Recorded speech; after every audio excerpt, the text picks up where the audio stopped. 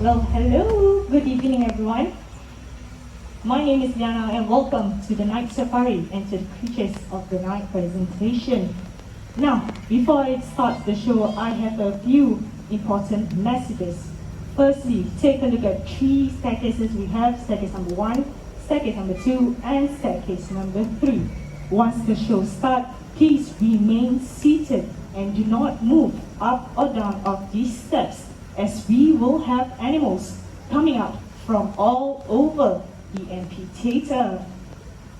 Now, as we all know, we're in the night safari. Most of our animals are nocturnal, which means with any sudden flashlight, bright lights may scare them, startle them, and may even distract them during the show. Therefore, I seek for your cooperation to ensure that your flashes are switched off. Can we do that? Give me a thumbs up. Don't be shy. Very well. Now, since this is a very important message, I would like to translate into our 3 local languages. First up, any Malay speaking guys? Okay, they might be shy. I will still try to translate. Selamat malam. Tolong jangan menggunakan flash camera anda. Now moving on to Mandarin speaking guys. 大家晚上好，请不要用闪光灯，好不好？谢谢你们。And last but not least, do we have any Tamil speaking guys? Hello, Assalamualaikum. Daiva seda bukit padam, yedika polada flash iron padata dirga. Mika nandri. Thank you. Now, after all of that, if you still see any flashes nearby you, kindly give them a wave and tell them, sir or ma'am, please switch it off. And the last important question, are you guys ready for the show? Yeah. Awesome. Now ladies and gentlemen, boys and girls, the creatures of the night will be on the prowl.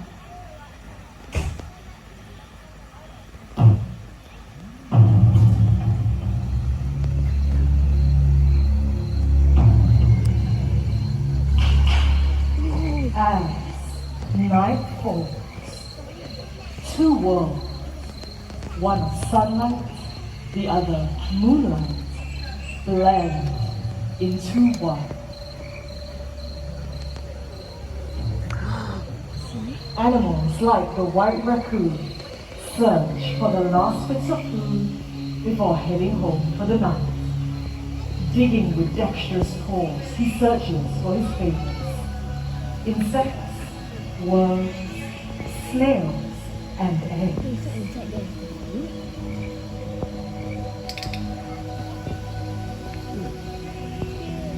Once satisfied, he'll return to his home in the trees and settle in for the night.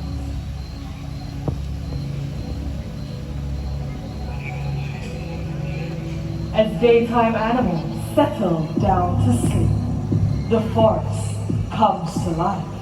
Hidden amongst the shadows, nocturnal animals emerge from the dark silhouettes. With a body designed for speed and agility, a ghost-like marble fox appears in the forest clearing.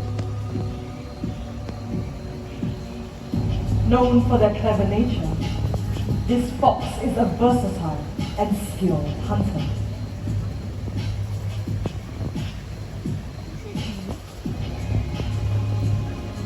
Using his sensitive night vision and powerful sense of hearing and smell, he searches for that elusive prey.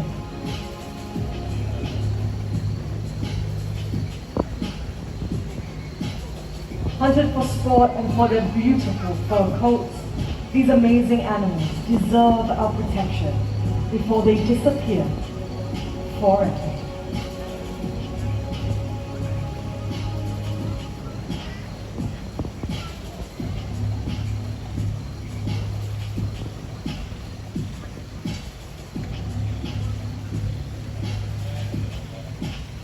Ladies and gentlemen, welcome to the world of the night hunters. I've often been asked, how do nocturnal animals survive? Well, all night creatures have unique adaptations for survival in the forest. For example, the Binturong. Now, coming out in a short moment, we will see my very good friend by the name of Aslan. Here he is. And as you can see, these animals are jet black in color. They are almost invisible at night. Now, with their excellent eyesight and quiet ways of moving through the dense forests of Asia, they're able to pounce on small animals easily. Now, here he comes, and let me tell you, another unique adaptation that these civets possess would be their, let's see if Aslan's going to show us all tonight, their long, powerful, prehensile tails, which enable them to climb on trees and hang from branches just like that. Now, you can imagine that this tail is incredibly strong. It is able to withstand their entire body weight, which in this case happens to be about 14 kilograms, so very strong indeed. Now, as he makes his way back home, take a look at the way that he walks along that branch. Now, they're also known as the Asian bear cat due to their short, stubby legs and bear-like walk. You see, sniffing there, these animals have a fantastic sense of smell as well. All right, goodbye, Aslan. Thank you very much.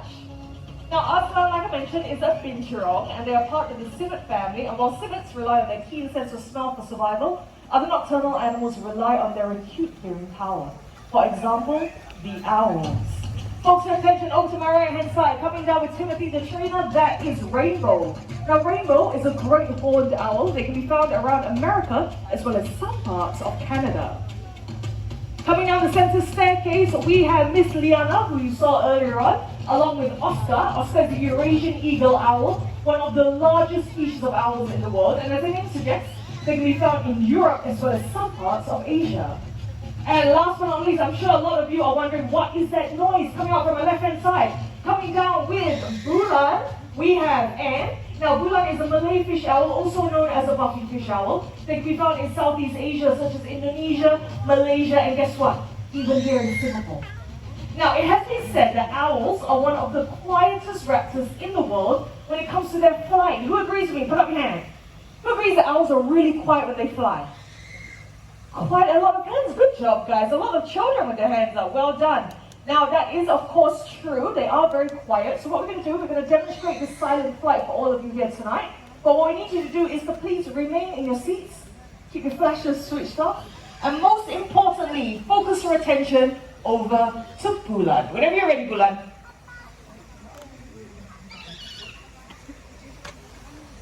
There you go. Now, apart from the screeching, you would have not noticed any other sound. They have very soft feathers, and this gives them the name the silent hunters of the night. Now, the reason why they need to be so quiet when they fly is because in the wild, these owls, along with other species of owls, they will eat a variety of different food. They will eat snakes. For Malay fish owls, they go and hunt for fish. But the majority of what owls eat would be rodents. Now, rodents consist of things like rats and mice. Rats, mice, and other rodents have a very acute sense of hearing, meaning that they can hear things really well.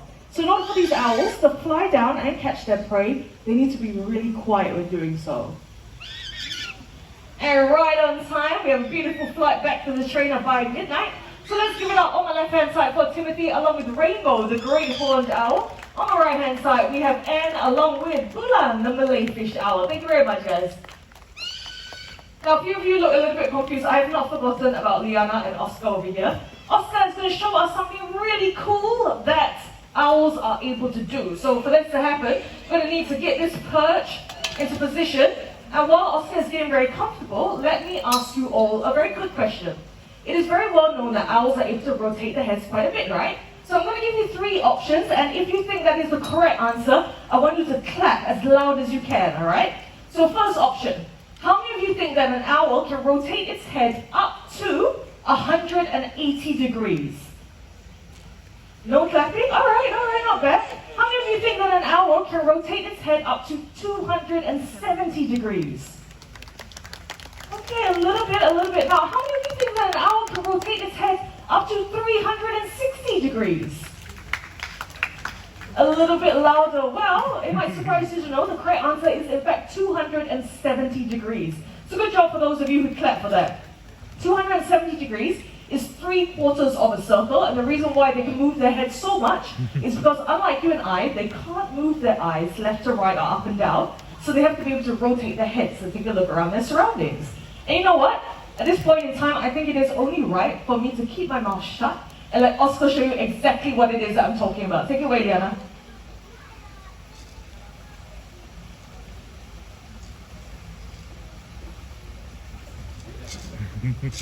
Oh, look at that. Now, in case I was a little bit quick, let's try that one more time.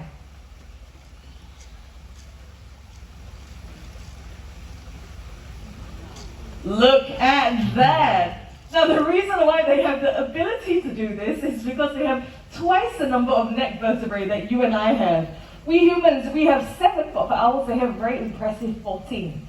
Now, another very impressive thing about Eurasian eagle owls would be their wingspan, which can stretch up to 6 feet in length. Very impressive. And if we're lucky tonight, Oscar, there you go. Isn't that impressive? And if you notice, despite his rather large size, there's hardly any sound. All right, fantastic. Let's give it up for Oscar, the Eurasian eagle owl, along with a very strong Liana. Thank you very much.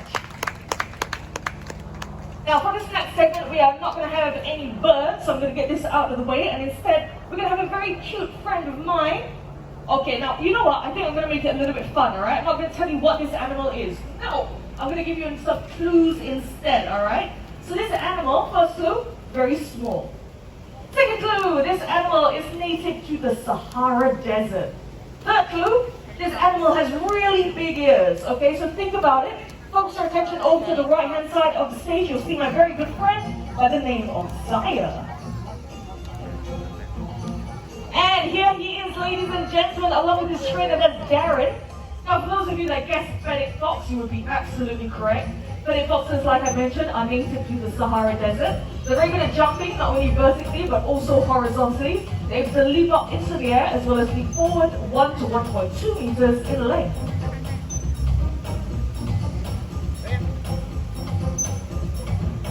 Look at that fantastic jump there. I remember when I told you that these animals have really big ears. Well, these ears help them to listen out for prey, as well as predators sneaking up behind them, and helps them to listen out for any prey for them to go and catch.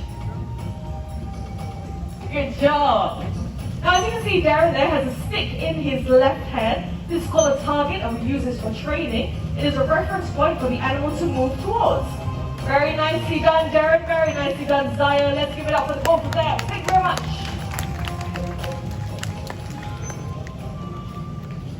Now, for our next segment, we are going to stay in the African continent, so please remain seated.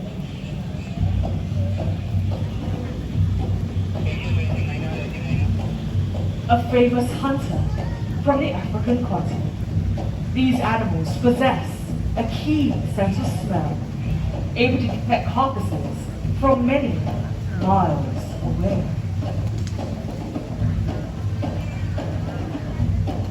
The largest of the hyena species, this is the spotted hyena. Their powerful jaws able to crush bones, including those of elephants. And with their excellent digestive systems, they're able to digest their entire prey. This includes the skin, teeth, horns, bones, and even the hooves. They're able to run for long distances in search of their prey, and this is due to the size of their large hearts. Spotted hyenas live in large groups called clans with a single female as the leader. These clans can grow up to 80 members in strength.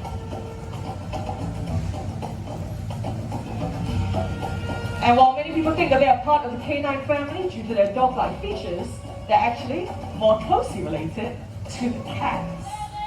And speaking of cats, coming up next on the grasslands of Africa will be our very own slender-built serval. They resemble a miniature cheetah, except for their relatively short tails. And coming up in just a bit, we have a beautiful serval by the name of Shami. This is not quite a serval, but this is a very beautiful Anne over here. What she's doing is she is setting up a little tasty treat for when Shami comes out here. And what she does, take a look at the spots and stripes on her body. They differ from serval to serval, much like humans and our fingerprints. They have an excellent sense of hearing, and this enables them to locate prey, hidden amongst tall grass as well as underground. And here she comes. Isn't she absolutely gorgeous, ladies and gentlemen? This is Shami. These cats have long, slender forepaws, and this enables them to dig in the burrow, hook at their prey, and pull it out to eat.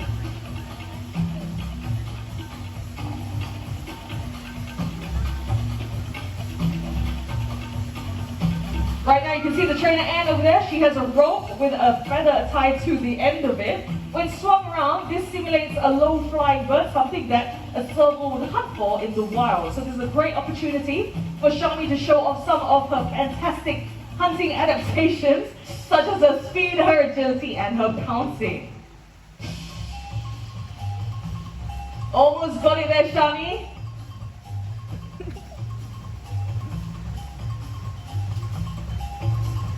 Oh, there you go. Good job. Let's give it up for Anne and Shami.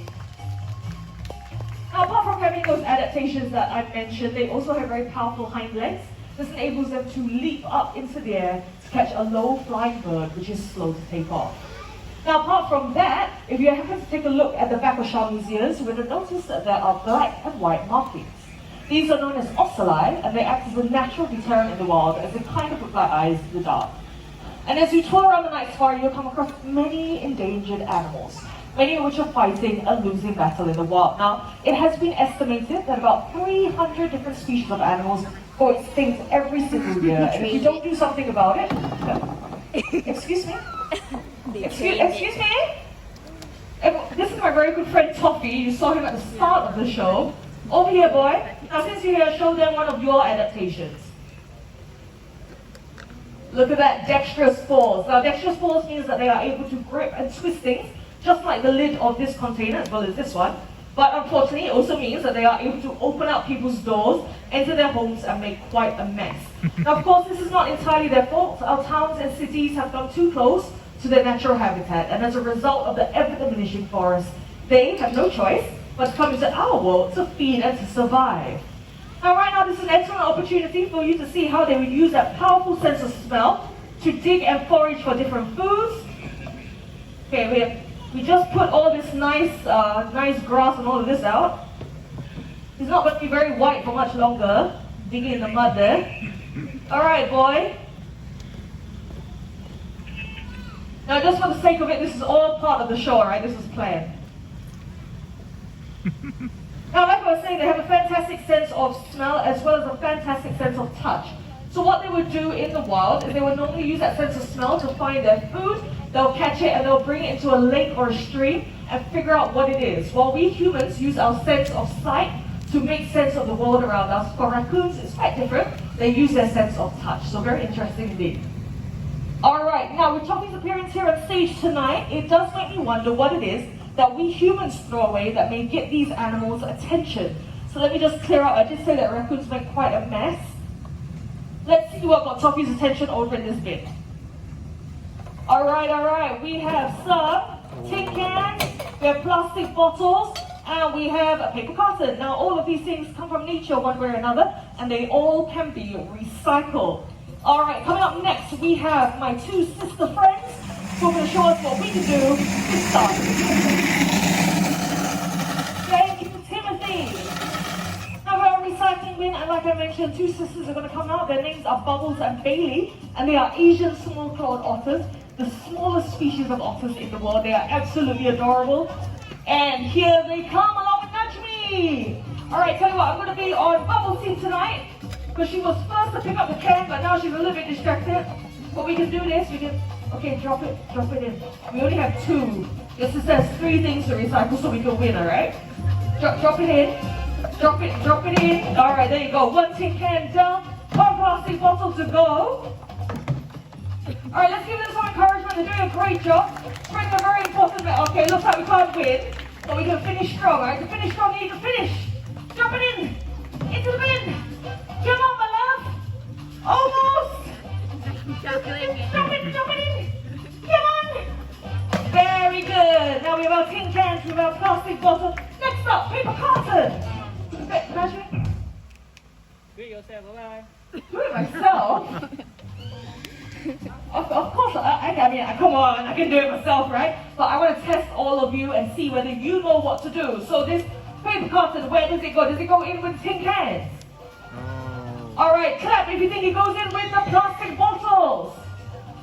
trap anything, it goes in the Otters bin. Very good, well done guys. Those Bones and Bailey coming out here to share a very important message, and that is to reduce, reuse and recycle. Now as our journey through the night comes to an end, we shouldn't forget the lessons learned. From the owls in the sky to the Binturong on the branch, they want to remind us to protect their cousins in the wild and the fragile environments they call home.